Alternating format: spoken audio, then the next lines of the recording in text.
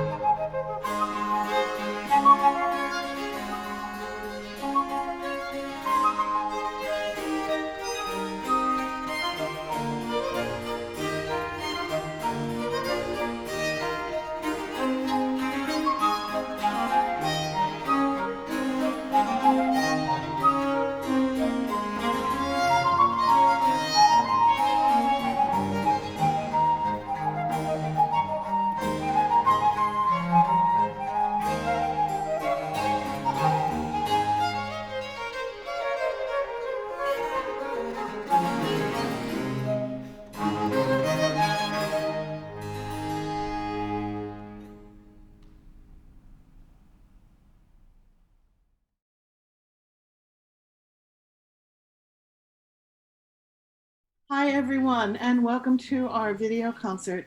I'm Donna Fournier, the gambist with the ensemble, and it's my pleasure to talk with Rob Maggio, friend of and collaborator with the group. And it's good to see you, Rob. Great to see you too, Donna. Happy to be here. And so can you talk about the material in your piece, Aegean Airs, and where it came from? Right, so we can talk about what's behind you. Right. The Delphic hymn. So the piece is inspired by a family summer vacation. You know, it's like very garden variety. Like we went on a trip, but we went to Greece and we went to Athens and we went to Mykonos and we went to Santorini. And so we did all this stuff that you do when you go to Greece, but it's hard to sort of avoid just the culture and the civilization sort of side by side, the ancient ruins, and then like what is modern Greek food and what is modern Greek culture. And we went to like clubs in Mykonos, you know, we went dancing. Usually it was like later than we wanted to stay up, but we we saw there's kind of a whole scene there. And I think in some ways it was really about trying to find music that would speak to both the ancient civilization and the more modern culture. Mm-hmm. And so one of the biggest things was how do you find like ancient Greek music? And of course, you know, I did the first thing you do is just do an online Google search. Right. And you go, let me find some ancient Greek music. And of course, if you type ancient Greek music and you come upon this slab of stone that is behind you, which is this Delphic hymn, right? It's a monophonic melody. It is dates, you know, back to you know, BC. I don't remember the date exactly. There was an actual name of a composer associated with this. I wrote this down. I'm going to see if I have it. Limenios, son of Thoinios, an Athenian. The occasion of the performance on both hymns was a Pythade, a special religious procession of Athenians towards Delphi, held on specific occasions, usually after certain omens. I don't know. It sounded good. I liked it because it was in 5/8, and I liked it because it was Lydian. Yeah. It was like the 5/8 is so catchy. I've had your piece and the Delphic hymn in my head now for days because I love the rhythm of that 5/8 melody. It's so much fun to play. I've integrated folk music in other pieces of mine. Sicilian folk music, that's my heritage, is my family's heritage. And I'm a fan of Alan Lomax's field transcriptions. Yes. And I would just go online and grab recordings of things. And a lot of times I find these really quirky folk tunes that are in asymmetric meters, like 5/8 or 7/8, with unusual modes. Like this one is Lydian, it has a sharp 4. I mean, that stuff is just gold. If you're a composer, it's like, I don't have to do anything. So that hymn became like the columns in a way for the piece. So all the odd movements, 1, 3, 5, and 7 are all based on that Delphic hymn. Yes. It just keeps coming back like a refrain, you know? Right.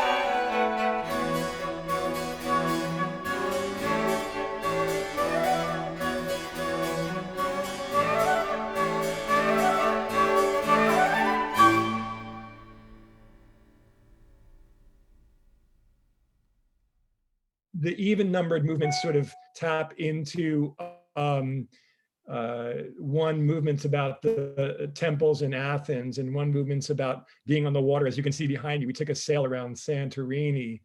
and Oh, about the yes. wind. And one of Right. the movements is about, yeah, and then one of the movements is about going out to trying to stay up late enough to go out to clubs in Mykonos. Right, right. The way you captured the wind sound in the opening of that movement is really amazing, because I am the cello and the gamba are in unison, playing far away from the bridge, getting this really kind of shimmery wind sound.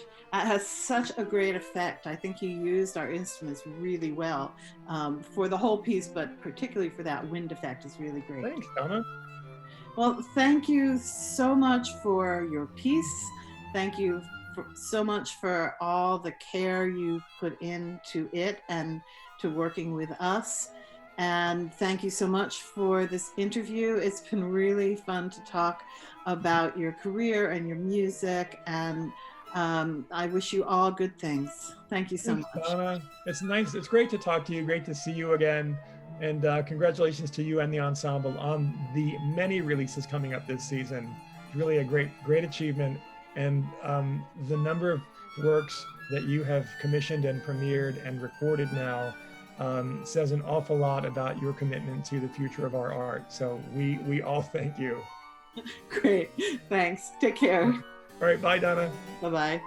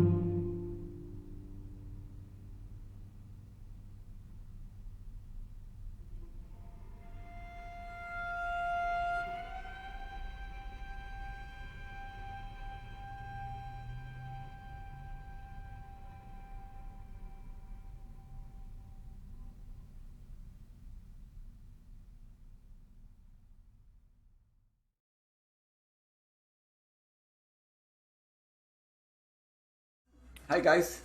Hey, Great to see you. Kristen. Good to see you too. Likewise.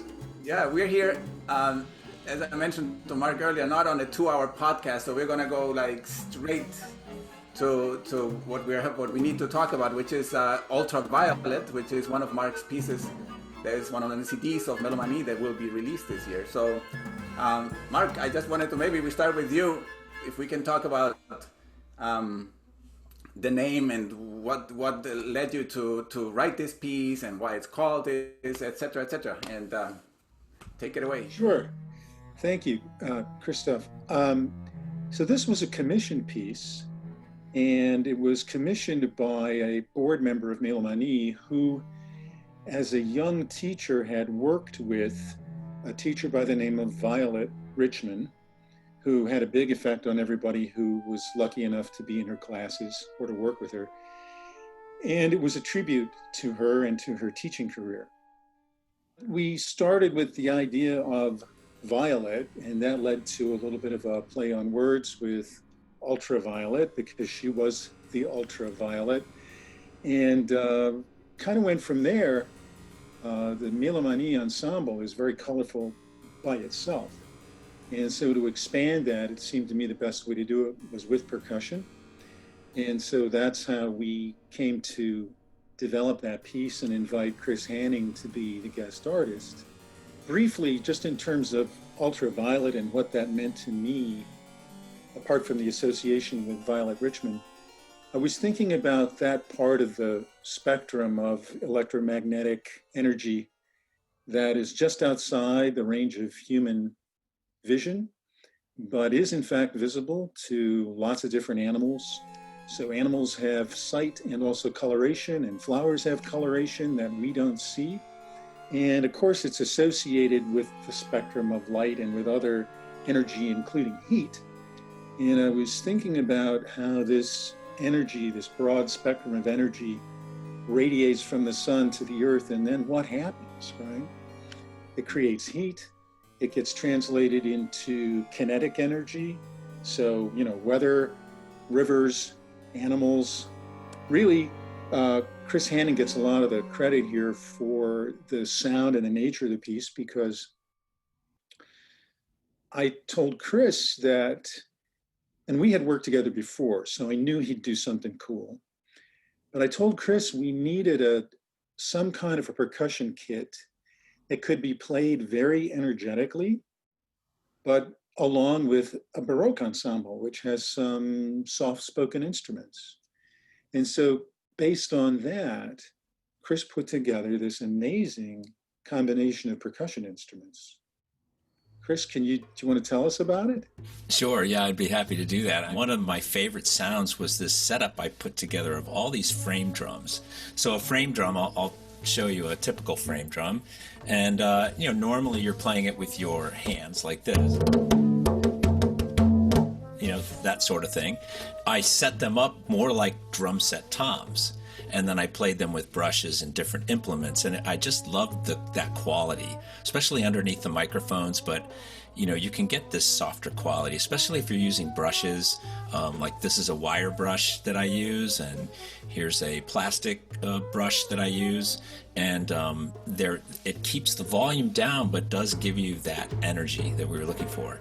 And then I started showing Mark some interesting instruments that I love to play, and one was a doumbek. And the thing that I love about a doumbek, especially these ceramic doumbeks that are made by Midis manufacturers, is that you get a wide range of sound, very high to very low. And one of the things you can do is stick your hand in the instrument and actually bend the pitch. So I'll do a little bit of that. I don't know if that's translating through the microphones. So you can get this very high sound to this very low sound. I can show you this. This spiral trash cymbal that actually, when I heard the first recording from a concert we did, I couldn't believe the sound quality of this instrument combined with the harpsichord, and how this sound was similar in a crunchy quality way that I would have never imagined. Lastly, I'll say another incredible Haggerty instrument here. So this is an ocean drum, but the contraption that this is attached to is very unusual. So the idea was that I could have this on my left side, and we do have pictures of this setup, so I hope we'll show that. And with one hand, I could spin this around to get the ocean sound, and with the other hand and my feet, I could be playing the other instrument. So really brilliant stuff, and it came out, it it's magic to me. It's magic. It really is one of my favorite pieces to play. One more thing, it's kind of the nature of the art of percussion that it really lends itself to improvisation. And so everybody gets a solo, but one of Chris's solos is largely improvised. And he's using some patterns that we've established. But it's humbling because people hear it and they look at me like, how did you write that? And the answer is, I didn't. I just like to say that this is the most enjoyable experience you can have, the most fun you can have as a composer, to work like this with people who are unafraid and have chops, and will take on anything. And that's kind of the spirit of Mélomanie, and it didn't hurt to add Chris Hanning to the mix. It was a great project. Well, I'm glad to hear that. Okay, guys. Thanks. Thank you so much. Okay, take care. Bye-bye.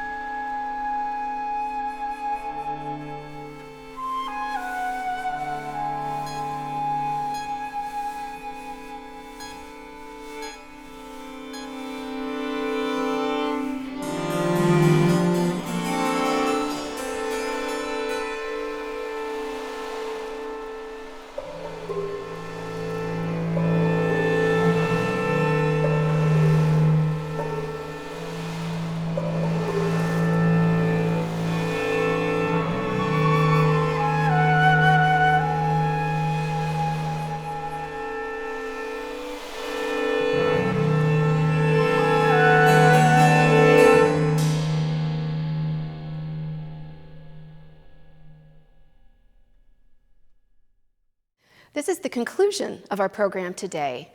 We hope you'll look for our other programs. We have 5 planned for you this season. If you'd like to hear the longer composer interviews, go to the Mélomanie website. Goodbye for now.